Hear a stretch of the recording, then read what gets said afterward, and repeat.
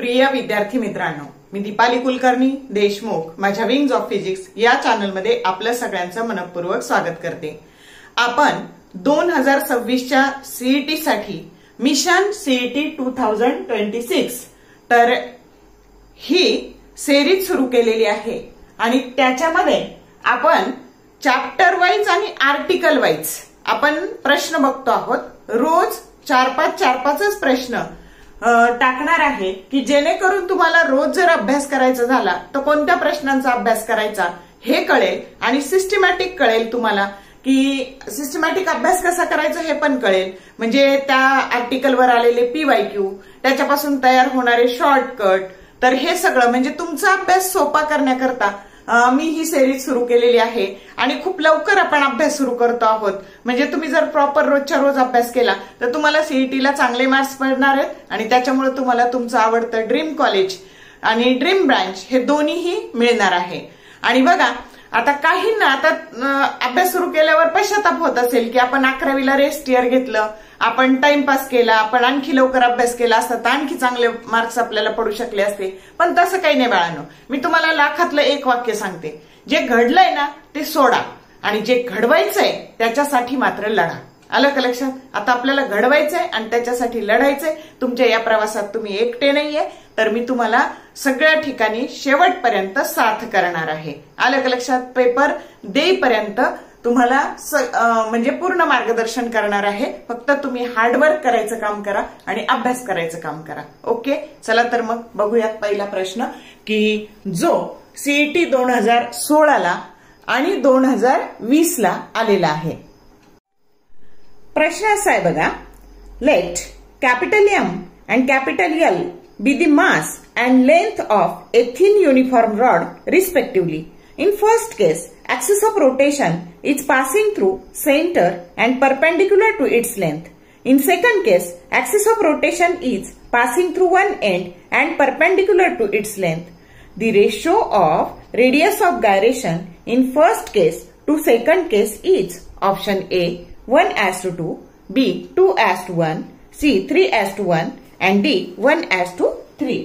तर आपल्याला काय दिलंय तर पहिल्यांदा ह्या रॉडच्या सेंटर मधून जो ऍक्सिस जातो त्याची रेडियस ऑफ गायरेशन आणि दुसऱ्या केसमध्ये ह्या रॉडच्या एका टोकातून जो ऍक्सिस जातो त्याच्याबद्दलची रेडियस ऑफ गायरेशन याचा रेशो आपल्याला विचारलाय। तर बघा सगळ्यात आधी हे लक्षात घ्या की रेडियस ऑफ गायरेशन जर घ्यायची असेल तर त्याच्या आधी आपल्याला त्या ऍक्सिस बद्दलचं मुवमेंट ऑफ इनर्शिया माहित असावं लागतं आणि आपण हे शिकलो पहिल्या भागात की हे मुवमेंट ऑफ इनर्शिया असतं ml²/12 आणि वन एंड मधून पास होणाऱ्या ऍक्सिसचं मुवमेंट ऑफ इनर्शिया असतं ml²/3। मग आता ह्या पहिल्या केसमध्ये हे झालं मुवमेंट ऑफ इनर्शिया आणि ही झाली त्याची रेडियस ऑफ गायरेशन। आता रेडियस ऑफ गायरेशनची काढण्याची सोपी ट्रिक, एम काढून टाकायचं आणि उरलेल्याला स्क्वेअर रूट मध्ये घालायचं की झाली रेडियस ऑफ गायरेशन। मात्र एम निघून गेले, √L²/12, L²12 म्हणजेच काय झालं 4×3=12 आणि 4 अंडर रूटच्या बाहेर निघाल्यावर 2 म्हणजे हे L/2√3 हे पहिली रेडियस ऑफ गायरेशन आली। आता दुसरं मुवमेंट ऑफ इनर्शिया आहे ml²/3 वन एंड मधून पास होणार, त्याची रेडियस ऑफ गायरेशन एम काढून टाकलं, याचं स्क्वेअर रूट घेतलं, ते आलं L/√3। याला म्हणून इक्वेशन नंबर 2 1/2 K1/K2 चा रेशो तुम्हाला विचारलाय। मग आता हे जर आपण केलं की L/2√3 into √3/L, L cancel झाले, √3 कॅन्सल झाले, 1:2। आता पहिल्यांदा सोडवतोय म्हणून आपल्याला हे सगळं सोडवावं लागेल। पण जर समजा तुम्हाला हा प्रश्न विचारला की ह्या ऍक्सिस बद्दलची रेडियस ऑफ गायरेशन आणि या ऍक्सिस बद्दलची रेडियस ऑफ गायरेशन त्याचा रेशो, तर 1/2 सोपं लक्षात ठेवायचं। उलट केलं, वन एंडचा सेंटर मधल्या ऍक्सिसची विचारला तर काय 2:1। समजलं? म्हणजे ट्रिक मिळाली का तुम्हाला? एवढं सोडवायची गरज आहे का? नाही। समजलं? करेक्ट ऑप्शन ए आलेला आहे।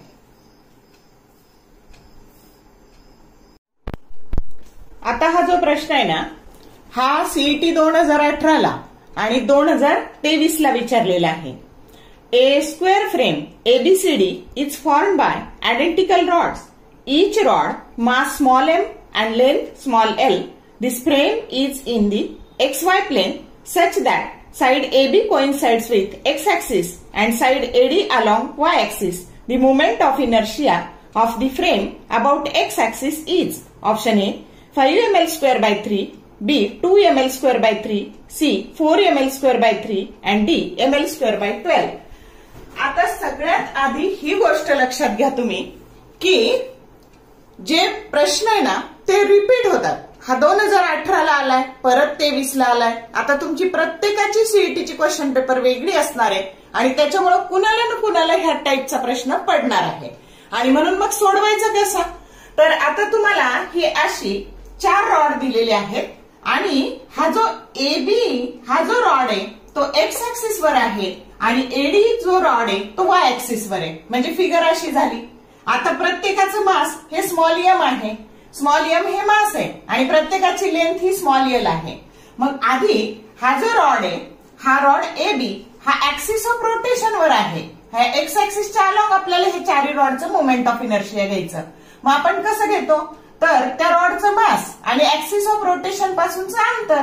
मग आता हा जर रॉड ऍक्सिस वर आहे तर ऍक्सिस ऑफ रोटेशन पासून त्याचं अंतर 0 आहे आणि अंतराचा वर्ग पण 0च येणार आहे. म्हणजे हे ह्या ऍक्सिस बद्दलचं म्हणजे ह्या रॉडचं ह्या ऍक्सिस बद्दलचं मोमेंट ऑफ इनर्शिया झालं 0. आता हे जे दोन्ही रॉड आहेत ना तर यांचं वन एंड, ह्या रॉडचं एक एंड आणि ह्या रॉडचं एक एंड ह्या ऍक्सिस मधून पास होतं आणि त्याचा फॉर्म्युला असतो ml स्क्वेअर बाय 3. पण ते 2 वेळा घ्यायचं, याचं एकदा आणि याचं एकदा. आणि आता हा जो रॉड घ्यायचा तर ह्या ऍक्सिस पासून तो रॉड एल इतक्या अंतरावर आहे. आपण परपेंडिक्युलर डिस्टन्स घेतो आणि त्याचं मास m आहे. मग मास आणि अंतराचा वर्ग म्हणजे ह्या रॉडचं ह्या ऍक्सिस बद्दलचं मोमेंट ऑफ इनर्शिया हे ml स्क्वेअर आहे. मग टोटल घ्यायचं बघा, हे 0 टोटल सिस्टीमचं मोमेंट ऑफ इनर्शिया हे याचं आणि याची हे 2 into ml square by 3 plus ml square आणि मग टोटल मोमेंट ऑफ इनर्शिया आलं 5 ml स्क्वेअर बाय 3. हा झाला करेक्ट ऑप्शन ए. समजलं का.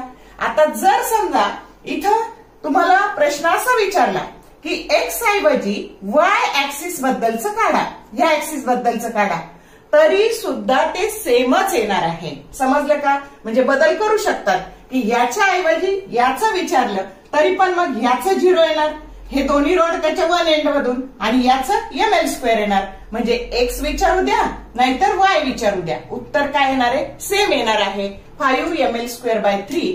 म्हणजे जर हा प्रश्न तुम्हाला पडला तर एवढं सोडवत बसायची गरज नाही. तुम्ही जर डोक्यात उत्तर ठेवलं की 5 ml square by 3 moment of inertia येतं तर तुमचा वेळ वाचणार आहे. समजलं का.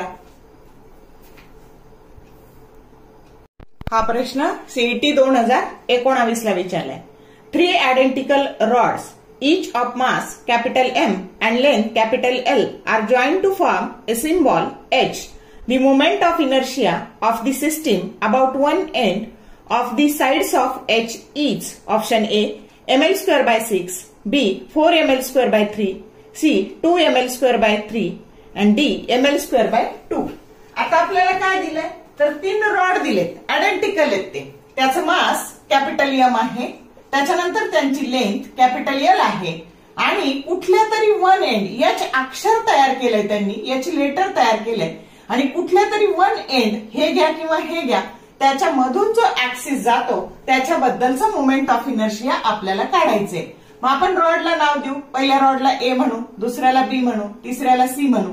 मग आता हा जो रॉड आहे ए रॉड हा त्याच ऍक्सिस ऑफ रोटेशनवर आहे आणि म्हणून मोमेंट ऑफ इनर्शिया असतं मास आणि ऍक्सिस ऑफ रोटेशन पासूनच्या अंतराचा वर्ग. मग आता तो झाला 0 कारण तो रॉड त्याच ऍक्सिसवर आहे. म्हणजे ह्या रॉडचं ह्या ऍक्सिस बद्दलचं मोमेंट ऑफ इनर्शिया झालं 0. आता हा जो आयबी रॉड आहे ना त्याचं एक टोक इथून जातं ऍक्सिस ऑफ रोटेशन मधून आणि म्हणून the moment of inertia of A rod passing through it's one end that is ml square by 3.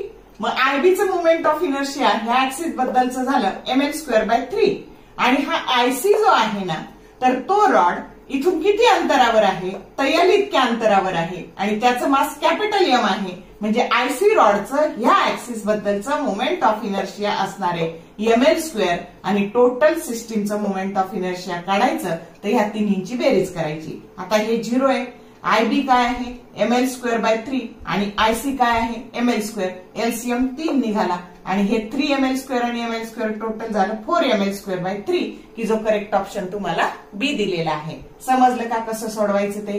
प्रश्न रिपीट होतात आणि म्हणून तुम्ही थोडं काळजीपूर्वक बघा की काय दिलंय कसं सोडवायचं आहे. ओके.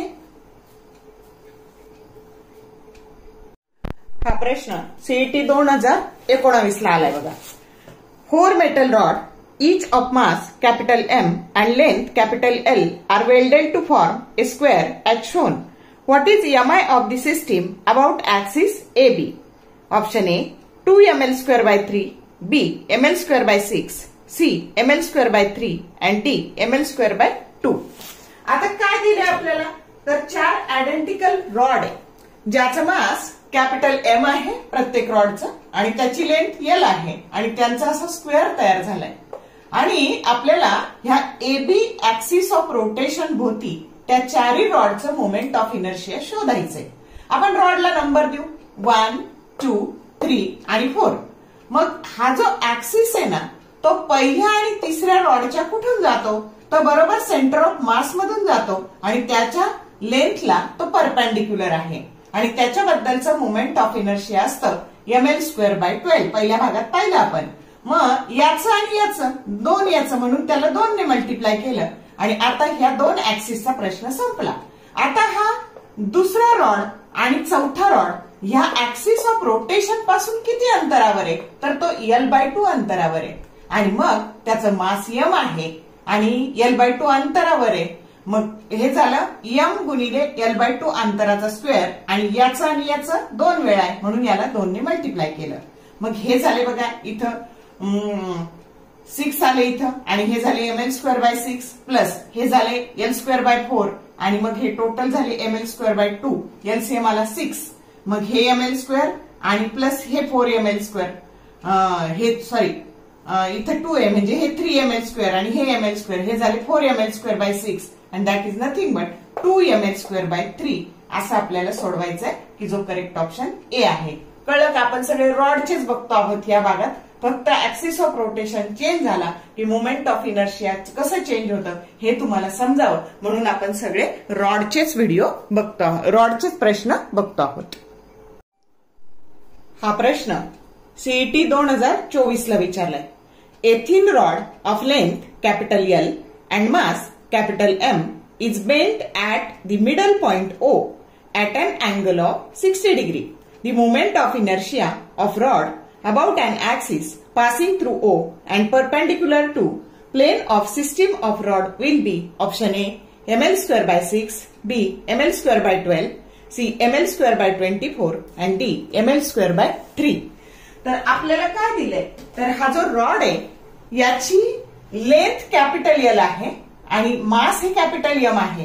त्यानंतर त्याला बेंड केलं किती 60 डिग्री अँगल मध्ये आणि इथून हा जो ओ पॉइंट आहे त्याच्यातून जाणारा जो ऍक्सिस आहे त्याच्याबद्दलचा आपल्याला मोमेंट ऑफ इनर्शिया काढायचंय या ऍक्सिस बद्दल. मग आता त्या रॉडचे 2 भाग झाले. हा भाग झाला L/2 लेंथचा, हा पण भाग झाला L/2 लेंथचा कारण मिडल मधून गेलाय.